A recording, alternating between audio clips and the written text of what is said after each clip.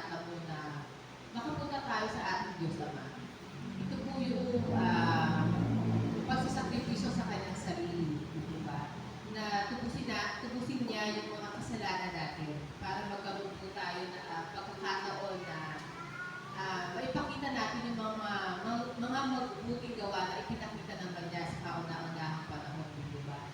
Sana po is, alam po natin na sa ating paturuan, marami na tayo narinig ng aral, marami na tayo nakakakinggan ng mga patutuo ng ating mga kapatid. Siguro po doon natin ipasok yung tinatawag natin na karunungan. Paano po ba natin nakahandle yung mga binibigay sa ating mga pag-aaral, di po ba? Ito po ba yung masasabi natin na karunungan na kung paano pumasok lamang po sa ating kaliwang tenga, silalabas na rin po ng ating kanang tenga?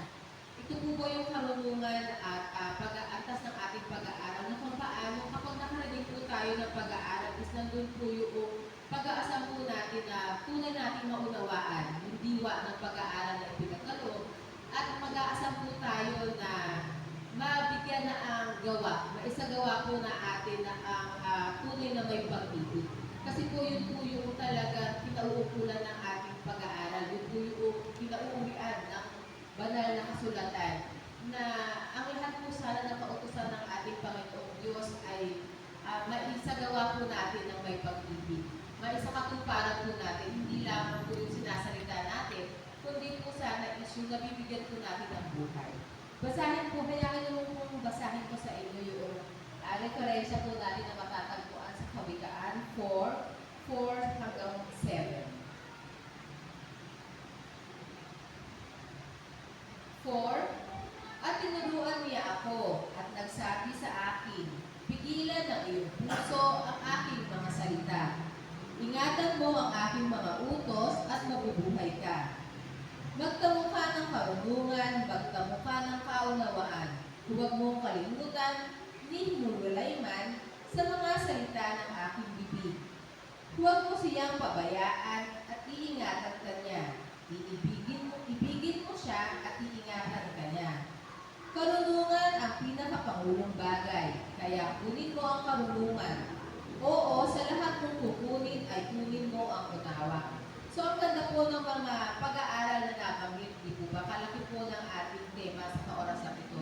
Ito po ay nauukol na po sa pag-ibig na kung paano po na pag-ibig na dapat po sa ating pagbuka ng ating mga bibig is pakaisipin po natin, lakipan po natin ang karunungan na kung po bang magsasalita ako is ito po ay magiging kapakipakinabang sa aking kapatid. Ito po ba ay napupulutan ng aral ng aking mga kapatid o ng mga tao makakarinig sa akin? Sabi nga din po sa ating pag-aaral sa kasulatan, sa banal na kasulatan na sana po sa lahat po ng lalabas ng mga salita sa ating bibig, ito po ay maging silbing asin sa sanglibutan. Napakalalim po ng hulugang yun, di po ba? Kaya nga din po doon papasok yung karunungan na sinasabi, kunin po natin yung unawa. Unawa ng kung ano po yung aral na ibinibigay ng bawat salita na nagmumula sa banal na kasulatan. At actually, ang dami po sana gustong sabihin. Pag po pala nakatalo ka talaga dito is, feeling mo is meron kang gabay na siya yung magsasalita para sa iyo. Pero gusto mo rin po sana kunin at bigyan yung kaorasan ito na maging kapakipakinabang yung kaorasan po ng ating kapatid na bihira din po nating makasama sa ganitong pagtitipon.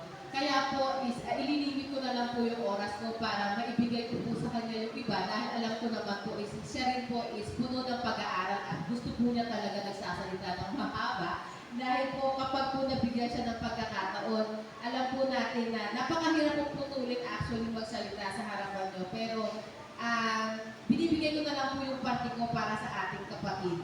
At ayun na lamang po at maraming salamat. Binabalik ko na po ang sa ating mga po.